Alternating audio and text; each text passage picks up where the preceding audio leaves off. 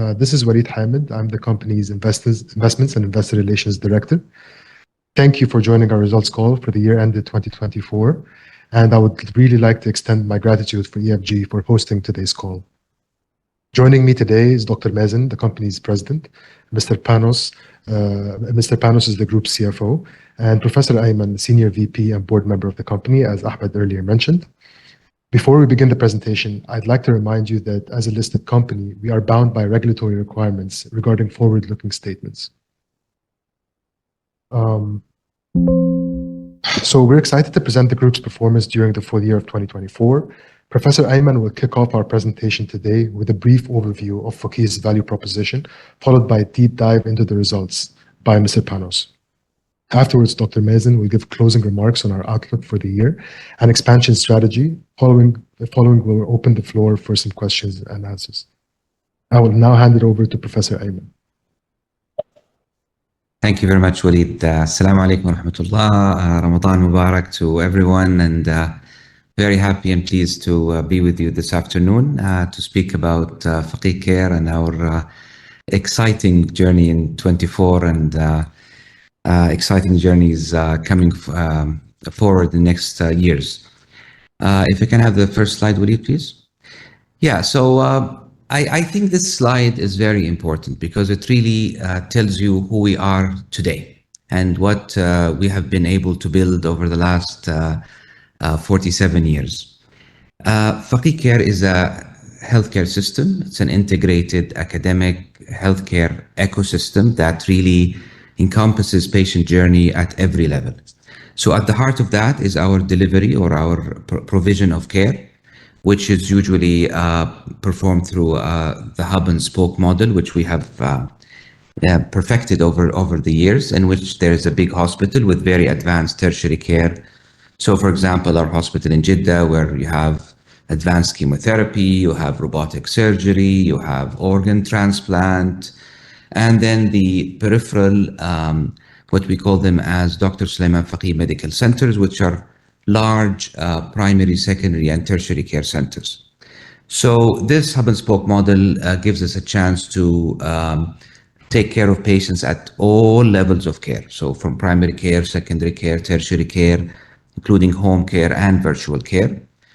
In terms of census and finances, this allows us to capture the patient at every level of care. It allows us to keep the outpatient, radiology, laboratory care in the clinics or in the centers and do a more advanced, more high-level care in the center. So this model has been very successful in Jeddah and now is being replicated in Riyadh and hopefully in Medina and Mecca. On the other side is the academic care portfolio, which is basically an undergraduate, very strong portfolio of medical school, nursing school, pharmacy school, and applied medical sciences with bachelor, master, and PhD programs. We now have around 1,700 students to be expanded, as you're going to see down the presentation. We have also a very strong postgraduate program with more than 200 residents, as we were the first to do postgraduate education in the private sector. On top of that, we have an innovation platform and clinical trial units, and that is all integrated in healthcare, improving quality, improving safety, and giving a very important academic medicine reputation of the group. On the other side is our very advanced cutting-edge technology platform, which really is an end-to-end solution that we use in Fakeeh Care and is being sold also outside Fakeeh Care. This allows us to really improve efficiency, improve quality and patient safety, and as well use current technology as we are using now, AI and other very important technologies. To complement all that, we have the rest of the ecosystem all built and very well developed. So we have a very sophisticated home care company where it operates in multiple cities in Saudi Arabia now and is really gaining popularity in terms of census and revenue. It does very advanced services at home. We also have our ambulance, emergency medical service fleet and paramedics, which are the largest in the country and really complementing all this care. In addition to our IT company and our eyewear, Fakeeh Vision, which is now spreading very nicely throughout the kingdom. So if you look at all this, this is an ecosystem. The main goal is to make people healthier and take care of them at all stages of their illness, whether it's from primary care all the way to virtual care. We're investing in each part of this journey. So currently we own 3 hospitals, but we operate 4, as well as the medical centers and the number of beds as seen in the slide. Base our expansion plan on data and on national census and on consultation with experts in the Ministry of Health, as well as the transformation program. So you can see we're moving very aggressively into Riyadh. We have now our first hospital ramping up nicely. We have 2 lands, one about to start construction, the other in the design phase to start our cluster in Riyadh. I don't need to convince you that Riyadh is expanding. The patient population is increasing. There's Expo, there's World Cup, there's Murabba and other things. And there is currently a gap in beds, and there will be a bigger gap in the range of around 2,000 beds as we go in the next 10 years. We're also now in Medina, about to open our first hospital in Medina. You can see also that Medina population is growing up to 2 million very shortly, and there's a gap of around 1,700 beds in Medina that we will be proudly filling it partially. We're also expanding very much in Jeddah and moving to Mecca, and you can see that both Mecca and Jeddah have a significant gap in terms of bed capacity. When we talk about bed capacity, we're only talking about one piece of the puzzle, but that doesn't talk about outpatient capacity, home care, cancer care, surgical care, psychiatry care, mental care, and so on. So we are very optimistic about the need and the market requirements. Saudis are conflicted with chronic diseases, and they're going to require more and more healthcare. The insurance pool is increasing rapidly and is expected to reach as high as 20 million individuals by 2030. Next slide, please. So this is what we plan to do in the next couple of years. Basically, Fakeeh, as you all know, is the leader in Jeddah, and we are going to maintain that and push that through multiple projects. The baseline is by keep investing in quality, patient safety, and patient experience, by expanding our reach in Jeddah, and you're going to hear more about that, and by really adding more sophisticated, more advanced procedures and services. You know that we were the first in the private sector to introduce robotic surgery. We've done more than 300 cases already. And so things like that, intensive care, organ transplant, IVF, and all that. In Riyadh, we're doing very well. We're expanding and ramping up the hospital. And as I mentioned, we're already building the cluster piece by piece, and we're always at the look for further expansions in Riyadh. Of course, our home care company, our ambulance company, our Fakeeh optics, our IT company are all in Riyadh and actively expanding. In Mecca and Medina, we are honored and privileged to start operating our first Medina hospital in the next couple of weeks. This is going to start with a 50-bed operation, expanding all the way up to 200 beds. Very sophisticated, very advanced technological hospital with overall coverage of all clinical services, but emphasis on the things that, or the areas that are not very well covered in Medina, like oncology, radiotherapy, and others. Mecca as well, you've seen that we were very happy to the groundbreaking ceremony of the Masar Hospital just a couple of weeks ago, so construction is underway. Also Al-Awali, and you're going to hear about that medical center in Mecca, is about to come by the end of the year. In addition, we are expanding our educational offering. As we mentioned before, we currently have around 1,700 students to be expandable. The colleges are moving towards a university setup, and we're expanding the intake, expanding the number of programs, the sophistication of programs to really cater to the significant need that we're seeing in the market. We're going to be very active in PPPs and in privatization projects. As you know, we won the NEOM bid, and we've done very well in NEOM. So we are very optimistic to be competitive in all these privatization projects as we go on. Next. We have been doing ESG for many years, even before listing, and Fakeeh actually has won prizes on sustainability and ESG before listing. But after listing, I guess we're organizing this in a very organized manner, and these are our pillars on our ESG strategy, basically focusing on the environment, focusing on people, and focusing on governance and the sustainability of the organization. Next. Fakeeh is well decorated, I have to say. In the last year only, the Jeddah Hospital has been awarded the Magnet accreditation for nursing, the ultimate highest recognition for high quality nursing education, nursing practice. Also, as you probably have seen in the media, the 4th year in a row, Dr. Soliman Fakeeh Hospital in Jeddah has been ranked by Newsweek as the best private hospital in Saudi Arabia, and has moved up to become the 2nd best hospital in Saudi Arabia. And if you look at that table a little bit more on the right, you'll see that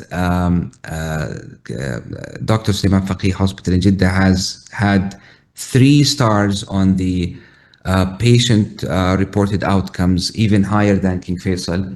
And so we're very, very, very proud. And this shows consistency of this rank over the years. And Riyadh, same DNA is being implanted. Riyadh Hospital has achieved Sabahi accreditation, JCI accreditation, Saudi Commission accreditation. So going and imitating the older sister in emphasizing on quality and patient safety and patient experience metrics. So this is where we are now. Panos will go over how we did last year financially, and then Dr. Mazen is going to tell you what exciting journey we're going to have in 25. Panos. And good afternoon, everyone. I'm pleased to present to you today our financial performance for the full year 2024. If you move to the next slide, please. Here we have our snapshot of highlights. The group delivered a strong revenue growth of 20% year on year to 2.8 billion riyals, driven by growth in all business verticals. We had higher number of patients served, reflecting growth in Jeddah as well as in the Riyadh Hospital. Overall, the group served 1.7,400,000 patients, which is up 12.5% year on year. Growth also was driven by an improved business mix that enhanced average revenue per patient, as well as we have grew our revenues from O&M contracts during the year. At the gross profit level, the group maintained a largely stable gross profit margin of 25% compared to 26.5% in the last year, despite the ramp-up costs associated with the new facilities, particularly as it relates to the salaries and benefits.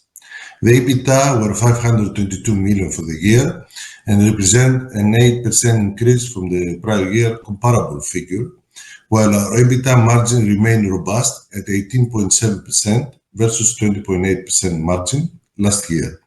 This reflects the higher ramp-up cost and increased marketing expenditure as the group strengthened its presence across all its business verticals.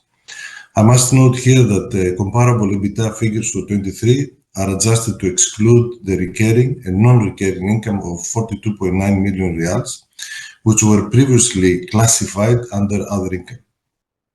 Meanwhile, our profit after Zakat for 2024 was 264 million riyals, which translates to a strong 36% year-on-year increase versus the comparable profit of 2023, with a circa 110 basis points margin expansion to 9.4%.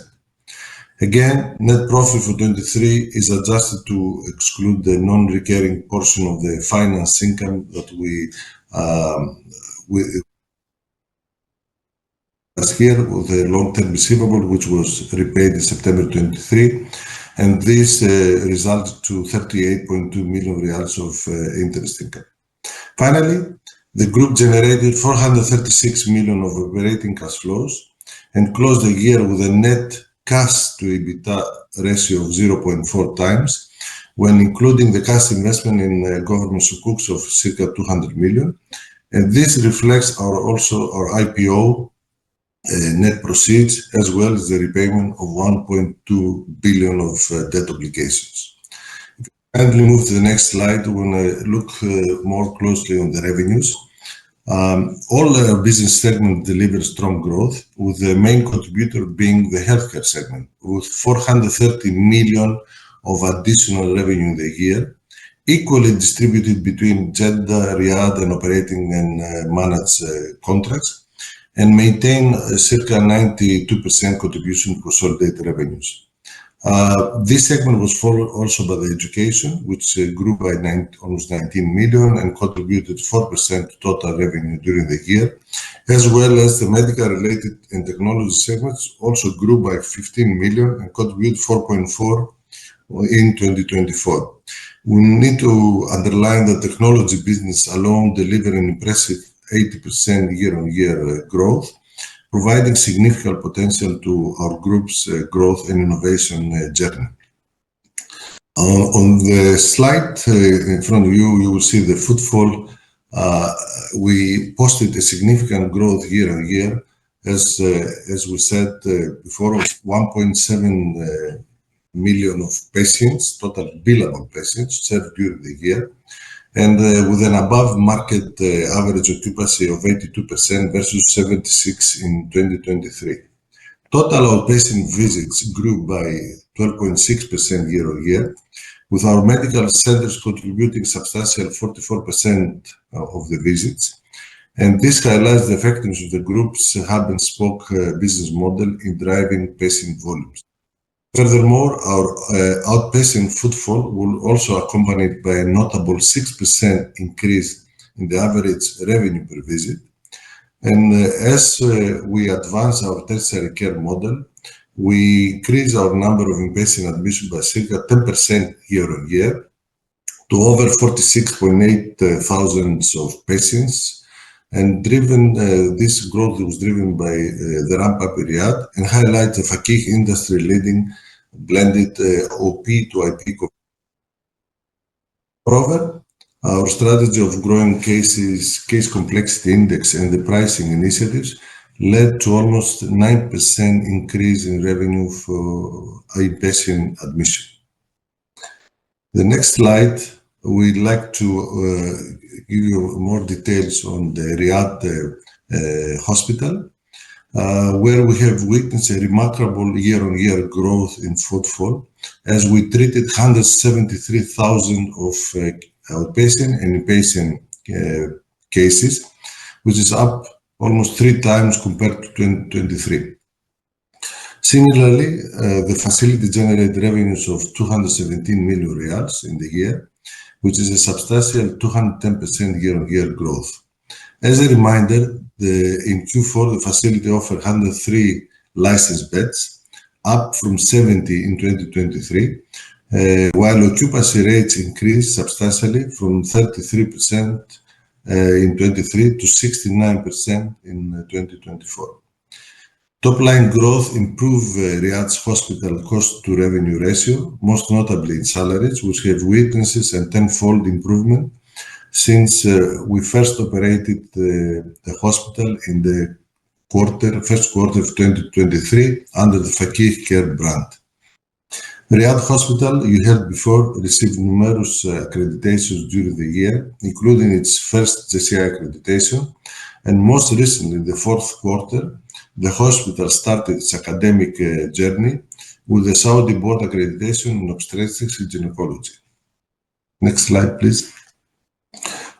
Our education vertical also grew, where we deliver 10% growth in average number of enrolled students in both nursing and medicine schools, where we enroll 352 new students, and this resulted also to a growth in revenue in 2024 of almost 20%. To address the increased demand, the college is expanding through its neighboring clinical and simulation center, which will further lift the education standards as well as capturing the significant untapped demand. The new center will be ready for the next student intake in September 2025. In the next slide, we'll take you through our profitability, where despite the expansionary cost and increased salaries and benefits, our costs of sales witnessed a 22% year-on-year increase to 2.1 billion. This reflects the 20% revenue growth, as well as the phased expansionary investments and associated inflationary pressures. This is particularly evident in the salaries and benefits component, as our group implements retention strategies and ramp-ups recruitment for the new facilities. Costs were also driven by elevated accommodation expenses related to our O&M contract in Lyon due to the scarcity of available rooms. Having said that, O&M contracts continue to deliver well above average profitability and highly attractive returns on investment compared to the traditional inorganic growth strategies. Also, it's worth noting that our well-integrated platform and highly efficient operating model, along with our efforts to optimize our case mix, have offset these cost pressures as such, and the gross profit margin remains largely intact at 25%. On the next slide, we like to explain what happened with the EBITDA and our net profit, where in EBITDA we recorded 522 million of reals, which is an 8% growth compared to the comparable 2023 figure, as well as the EBITDA margin, as we mentioned, stood at 18.7%, just 210 bips lower than 2023, reflecting higher cost of sales, as well Fakeeh's increased market spend on new facilities and verticals as the group strengthened their market presence. At the net profit level, we delivered strong returns driven by top-line growth, operational optimization, and lower interest expenses following the significant debt repayments.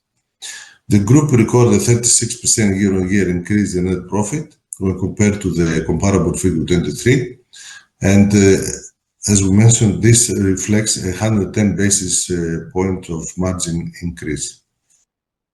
The next slide, we like to take you through our balance sheet. We need to leave some time for questions and answers. So if you can just wrap it up quickly, please. Yes, Dr. Masa, of course. In this slide, our equity is 3.3 billion, which is supported by our IPO proceeds.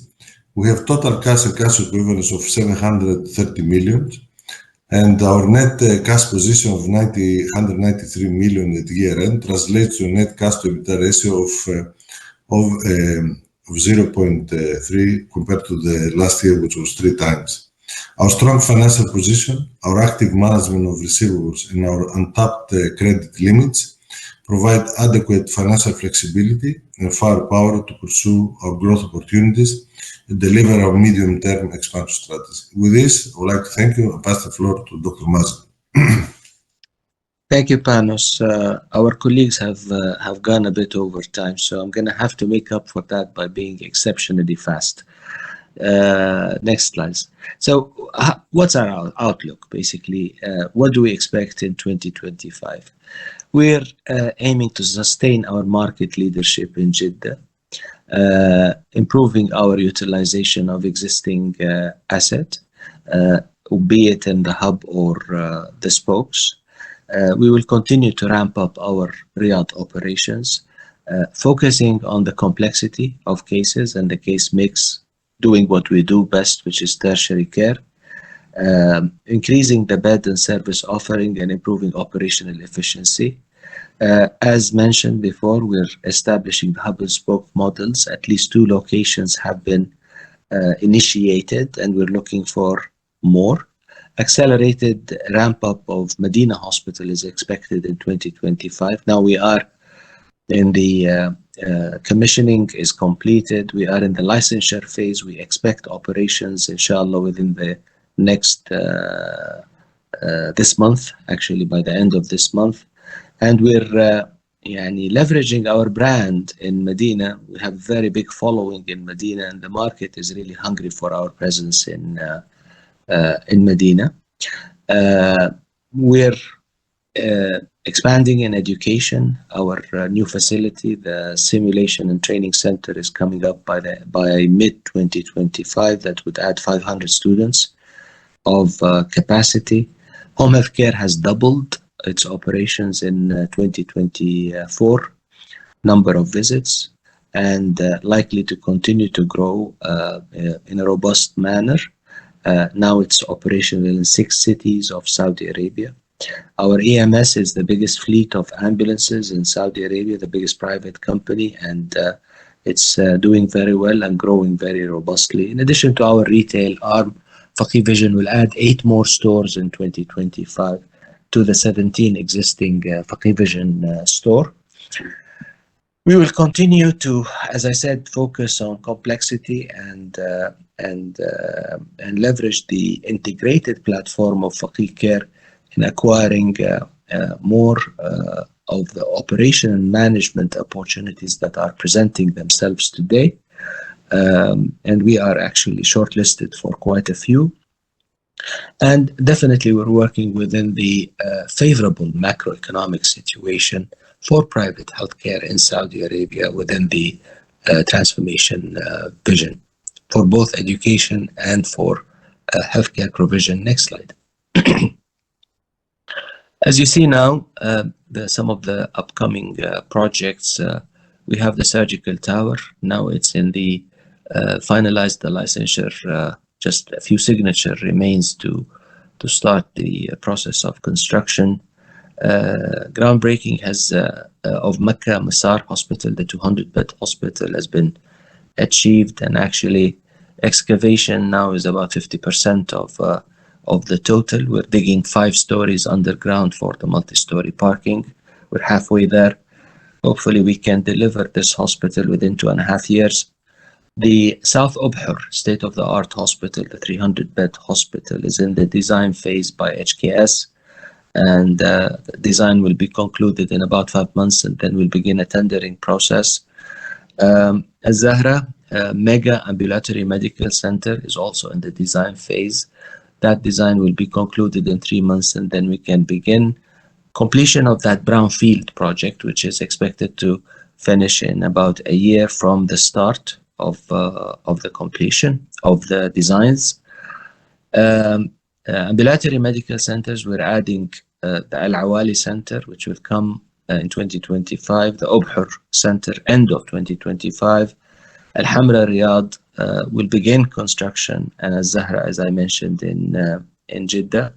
So basically we will have 4 pipeline hospitals, 4 pipeline ambulatory centers, 840 additional hospital beds, 300 new outpatient clinics, and 3,000 more students. This is within the next 3 years.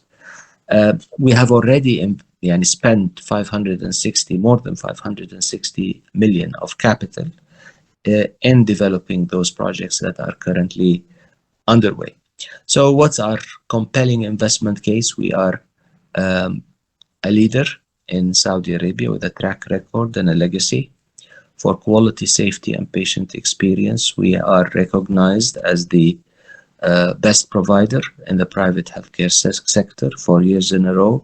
We're fully integrated. We have robust financials. We have a clear growth trajectory, and we have best-in-class management and staff and talent that we're keen on developing and retaining and attracting more talent, and best-in-class governance and ESG.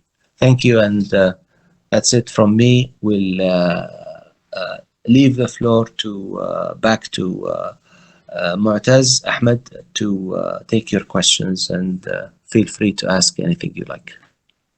Thank you very much. We'll open the floor for Q&A. If you have questions, please either send them through the Q&A system, or you can use the raise hand function. Okay, so We'll start with questions in the chat from Haifa Al Faris from Rashhi Capital. First one, can you please share the reason behind the gross margin decline in the fourth quarter of 24? And the second part of the question, when can we expect Riyadh to break even, and can you quantify the losses generated in the quarter? Panos, you want to address that? Sure. I didn't get the last part of the question, but I will start with the 4Q24. As you mentioned, our 4Q, we had 12% growth in revenues in the quarter. We have a very strong 20% year-on-year growth. Expenses also grew more, especially on the salaries, as we hire more people for Jeddah, for Riyadh, for Medina, and we also had, as we mentioned, the NEOM, the accommodation cost is something that is seasonal, and when it's high demand, so this was an extra layer of cost that this affected our gross profit margin. At operational margin also, we had a lot of initiatives in Q4, especially marketing activities for our hospitals, as well as the growth that we post in Fakeeh Vision stores and all the verticals that we pursue. Yeah, so the second question was on Riyadh, sorry. You missed that first, so I'm repeating it. When can we expect Riyadh to break even, and can you quantify the losses that Riyadh generated during the fourth quarter of 24?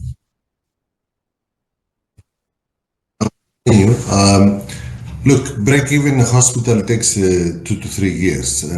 Just a reminder, we licensed the hospital in first Q23. And so far we're growing very fast. You saw that we delivered 200% growth of revenue. We are getting efficiencies now as we progress. I believe with 20 to 25% growth in revenue, we're going to have a break-even point at Riyadh. Losses, Riyadh, we publish in our financial statements, you will see, but I will share with you, the losses of Riyadh this year were less by 25 million compared to the previous year. And we see the hospital as an EBITDA rather than a net profit result. And all our hospitals will look at the EBITDA, so this removes the noise from funding, from the assessing the performance of.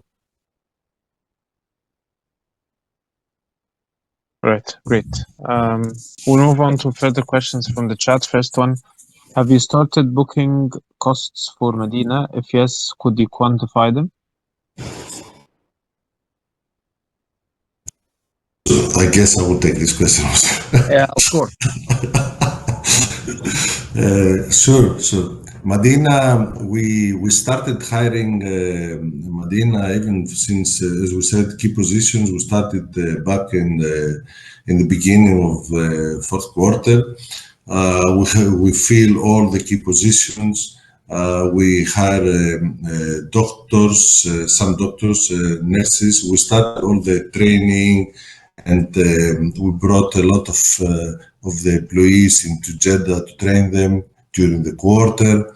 So we're progressing, as we said, to open in the March. So in order to open, you need to have all the necessary manpower for the MOH accreditation. So this is what we're doing. In terms of expenses, yes, we're booking all the expenses. At this stage, all is expense because we capitalize only what relates to the creation of the asset. The rest of it is expense. So I mean, we have around 6 to 7 million of expenditure. Thank you. Understood. Thank you. And last question on Medina for the time being is, can you kind of explain the competitive landscape? Who would you be competing with there, or is there kind of a supply-demand gap that you can capitalize on? The Medina, the expansion of Fakeeh into Medina is a qualitative expansion. In spite of the fact of a supply shortage to beds, and if you look at the number of beds in Medina compared to the national average, they are below. I think it's about 1.7, if I remember correctly, while the national average is more than 2.3. So there is a shortage, but the value Fakeeh brings to Medina is a qualitative value that we will provide the same standards of quality, safety, and patient experience. And we're introducing tertiary care that is not available currently in the private sector in Medina. So people in Medina travels for advanced tertiary care to Jeddah or to Riyadh. Now we can basically localize those services because we have state-of-the-art oncology center, state-of-the-art cardiac center, renal center, including kidney transplantation. So a comprehensive scope of tertiary care would be our added value to Medina. And actually, the hospital is very well anticipated by the Medina community, and we've been inundated by calls asking, when are you going to open? When are you going to open? So we're very eager to start our operations there.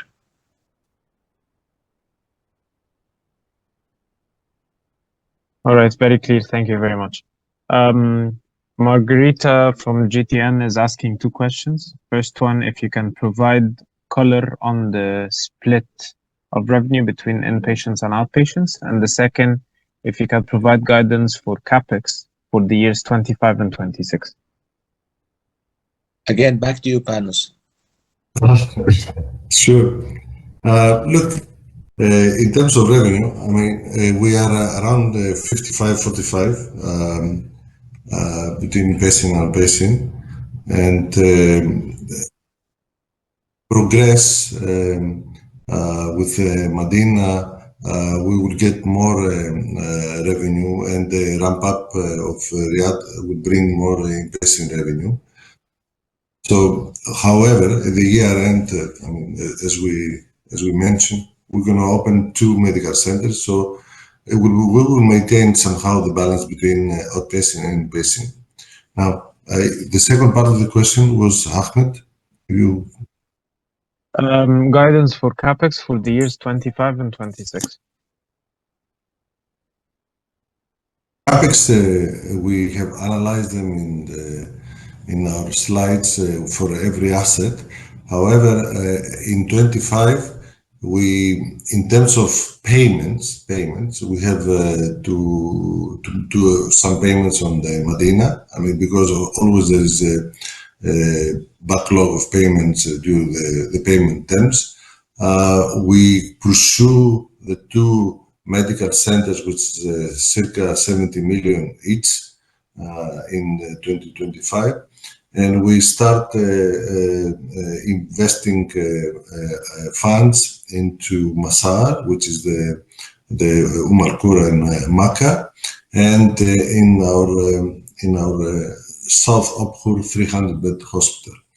The Zahra Medical Center is purpose-built, so we will not contribute for CapEx for this. And also, the next part of the CapEx is in Riyadh, where the Al Hamra Medical Center will go through the full construction this year. So we'll spend around 40 to 45 million this year. And towards the year end, we would start, we said Q3, we would start the construction of the Al Narjes Medical Center, but this will span also in the next year. So overall, this is the 25, the 26 will be more on hospital spending. Well, the 2 hospitals that I mentioned, that will be more elevated. Thank you. Understood. Thank you very much. We'll switch a bit to questions under the raise hand function. We'll start with Abdel Al-Shamsan. And I'll please ask everyone to keep yourself to a maximum of 2 questions because we still have a long backlog. Abdullah, please unmute yourself and go ahead. Sorry, 1 second. Yeah, you can try to unmute yourself now.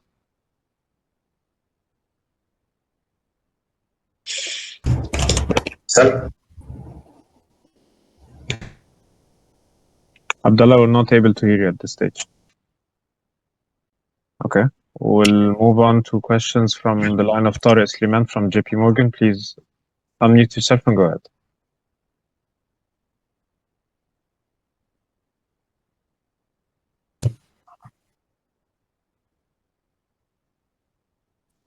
Yes, we can. Yes. Okay, perfect. Thank you, Ahmed. Thank you, gentlemen, for the presentation. Congrats on the results, and Ramadan Mubarak. Maybe 2 questions from me. Just, Panos, if you could maybe just to kind of provide a bit of a more clear explanation on the break-even. You mentioned break-even needed 25 to 30% growth in revenues in Riyadh. Is that EBITDA break-even or net income? And I mean, should we expect it to, sorry, just to continue the question, Panos here. I mean, should we expect it to be attained towards a Q2, Q3, given the trend that we're seeing, or could it drag a bit more? That's on Riyadh. Sure. As we said, Riyadh is growing, and we grew significantly in the year. Although we should not comment, the path continues this year. You should take into consideration that we're already in Ramadan period, and we have Eid week this quarter. So the second quarter is expected much stronger than the first quarter. I will say traditionally, care facilities are very busy towards the Q3 and beginning of Q4. So we should target more in Q4 rather than in the Q2 or Q3. Clear. Thank you for the clear answer. All right. And just on another topic, I mean, if I'm looking at effectively the revenue trend, we've seen, I mean, the 12% growth in Q4 is decent, but we've seen a deceleration from the high 20s that we were seeing before. If you can elaborate on that, and on Jeddah higher salaries. I mean, those doctors that you have are highly specialized and kind of heavy hitters. So you need to limit poaching and you need to increase retention. Is the new base of the cost of the employee costs that we saw in Q4 should be considered the base, or we will still see more increase in salaries in order to limit poaching? And I think we had to increase our salaries to retain our talent. Mind you, in Jeddah, three new hospitals entered the market in 2024, and there has been active poaching, as you can imagine, and we had to retain our people, and we managed to do a very good job at that, retaining our people. So this will be, I think, an ongoing trend for the next couple of years until the market stabilizes. And until some of the newcomers realize that the price competition on talent is going to hurt them even more than it will hurt the existing players. And we have seen this already happening with one of the hospitals that have started, that they are retracting some of the offers and actually attempting to reduce the crazy salaries they pay to their staff. And we've seen a reversal of the trend. So I'm hoping that the situation will not be a long-lasting situation. How are we offsetting this? We're managing our cost very efficiently by manpower optimization, by automation, by introduction of robotics. As of today, we have 12 robotic robots doing multiple processes. I think each does about 2 or 3 processes that will help us reduce the manpower requirement. So we're trying to reduce optimize the number of staff and pay the existing staff more so that we can be more competitive, and looking at our process and making it more efficient. This, in addition to volume increase, which is something we're seeing beautifully, alhamdulillah. In Jeddah, our volumes were not impacted by the competitors, and actually we continued to grow volume. In addition, the new registrations, the number of new registrations, unique new EMR, new medical records, have been stable in 24 compared to 24, 23 and 22, which is another healthy sign. So yes, the cost base has gone up, but our utilization, our operational efficiency initiatives, our cost optimization is also happening and accelerating, trying to mitigate that cost increase. And pricing with insurance, most of our contracts have built-in increments with insurance that kicks in. So for instance, some begins at January 2025, and some will begin by middle of the year. So this will also be another cost mitigant. Perfect. Thank you. Thank you so much for that. Thank you. We'll move on to questions from the line of Ibrahim Ataya from Ashmore. Please unmute yourself and go ahead.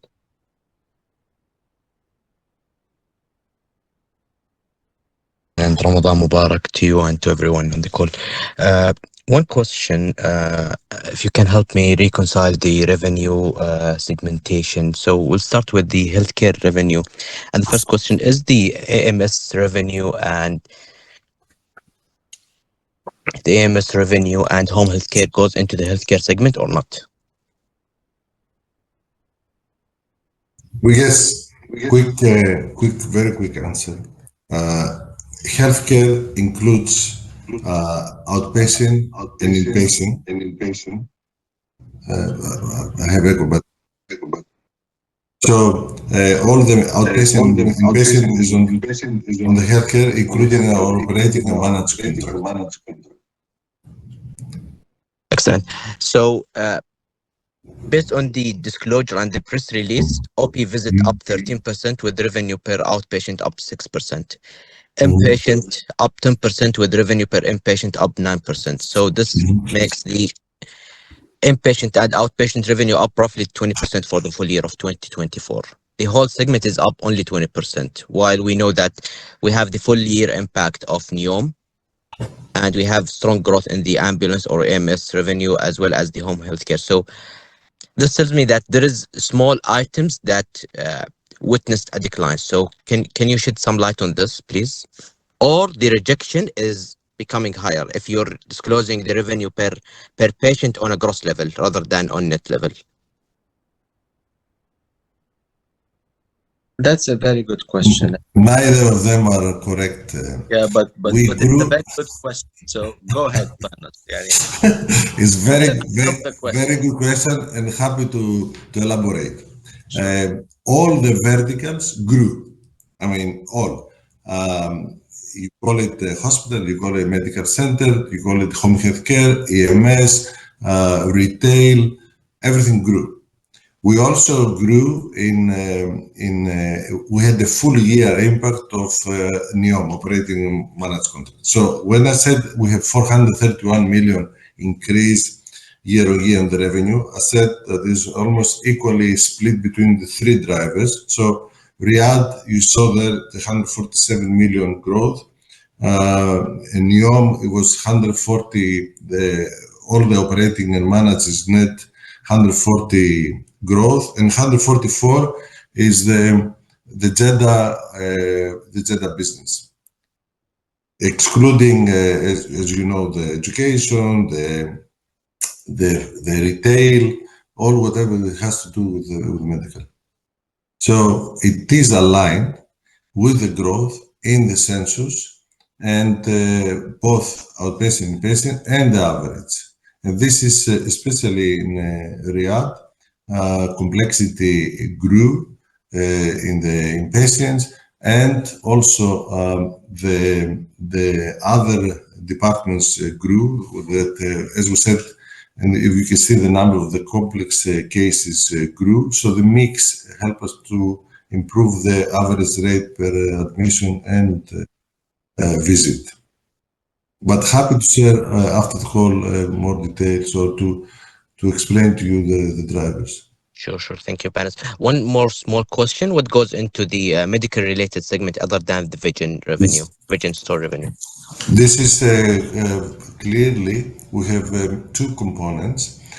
All the Fakeeh complementary business, which is medical related, either import of medicine or equipment, or the plus the services that our Fakeeh medical services provides for aviation part of the business. So this is that segment, and you will see in finances the reconciliation. Yes. Okay. Clear. Okay, clear. Thank you, Panos. Thank you, gentlemen. Thank you. I will take a couple of more questions from the chat again. Jan from Deraya is asking, what's your view on competition within Riyadh currently, especially with Habib opening up new facilities and SMC also on track to build a new hospital? So that's one. And another question, actually, no, let's take them one by one. So that's just this one. Soliman? Yeah, go ahead. Well, there's no secret. Riyadh is a very competitive market. There's a lot of big and excellent players. We bring our brand, which is we believe is a special brand. And I think what really is different is that our academic care delivery model, and this we don't say as a theoretical thing. There's, as we probably talked before, there's a lot of evidence, there's a lot of published paper that this gives higher quality care, it gives safer care, it gives better patient satisfaction, and it gives better compensation as well. Allows you to do more cutting edge, more procedures. I think we also bring the brand. There's a lot of people who have moved to Riyadh from the western, southern, and northern regions. Those people are traditionally Fakeeh brand loyals, and so they are a good chunk of the patients we are seeing here. There's estimates of basically hundreds of thousands, and there's even higher estimates of people who've relocated to Riyadh. We're attracting a lot of new patients based on our doctors. We have been able to attract a lot of very, very high talented doctors who are sought to by patients, as well as this facility that I happen to be in right now. It's really a fantastic facility, and it remains to be one of the best, if not the best hospital in Riyadh, with cutting edge technology in radiology and OR and ICU. Fourth is the geographic location. We are in a very strategic location currently. Sure, Sahafa Habib has opened a couple of kilometers around, but I think the market has room for all of us. So I think the academic care delivery model, I think the quality of the physicians we're having, the brand of Fakeeh, the location is really pushing us forward. And we keep adjusting to the market and needs. The Riyadh is expanding. There's more patients and there's more guests to serve, I guess. Next question. Understood. Thank you very much. Next question is on the implementation of DRG. If you've already started shadow billing for it, and if so, would you be able to provide a little bit, directionally speaking, I don't think at this stage you can quantify it, but directionally speaking, whether the results have been positive or not, and generally how you see that implementation impacting your business? Sure. Some healthcare providers will have a negative impact of DRG implementation. Some will have a neutral or positive impact. What determines which group of providers end up with which outcome is different factors. The first is the complexity. The more complex the case mix is, the higher or the better impact will be. The second is the coding. How well is your coding and how well is your technology? And the third is the clinical documentation standards.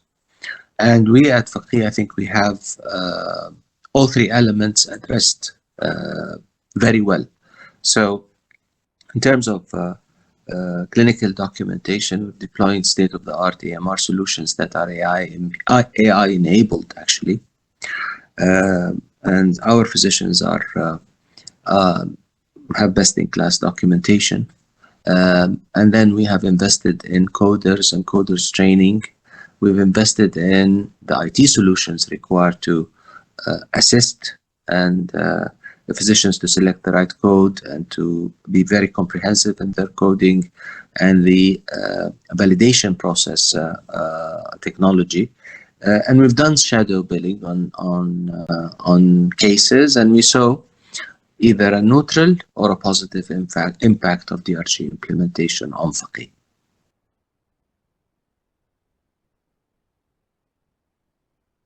Understood. Thank you very much. There's also one on the privatization. So there are a lot of tenders that are being offered by the government. Have you been participating in any of them? And if not from the existing, do you have certain targeted ones? I know there is one for radiology, dialysis, etc. So if you can shed anything on that would be great. Abu Amr? Yes, sure. We are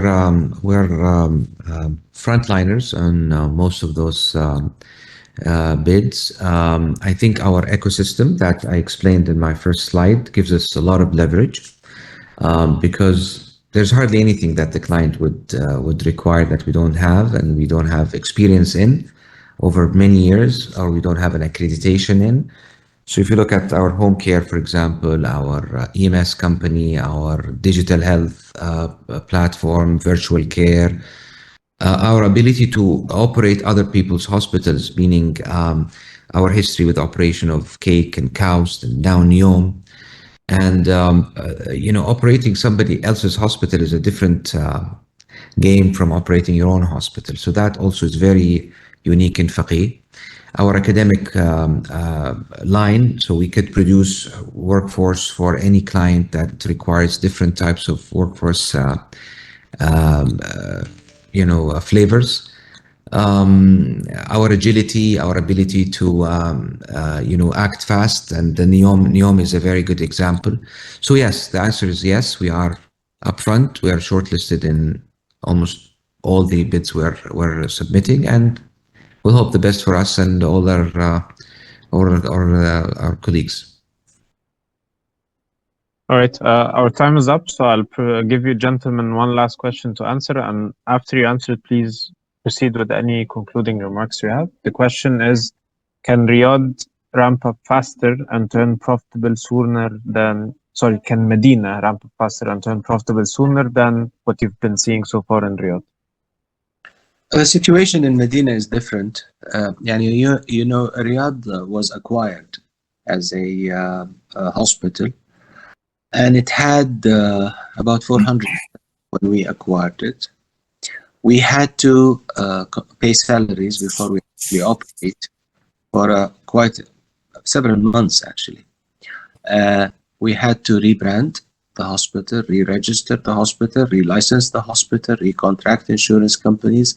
So in reality, Riyadh started in March 2023. So we are actually just concluding the second year of operations in Riyadh. And for the 2 years, it has done exceptionally well. So the ramp up is very good. And if we look at the industry standard, and I think it's exemplary, the way the Riyadh hospital has ramped up so far and continues to ramp up. Can we do it faster? We hope we can do it faster. But it's a process. And with hospitals, you cannot really ignite very quickly, and it takes time, and it takes time to build the capacity to get all the services started. And in Riyadh, for instance, we're initiating 3 new services departments in the hospital in 2025.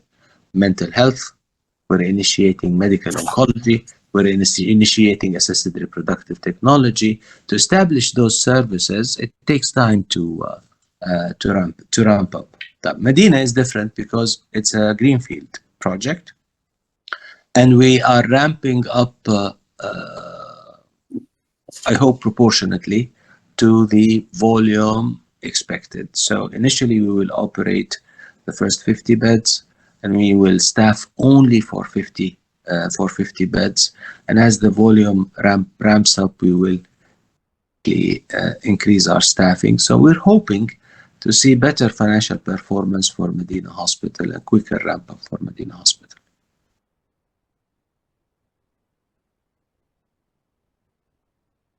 They want you to wrap up, Soliman. Wrapping up.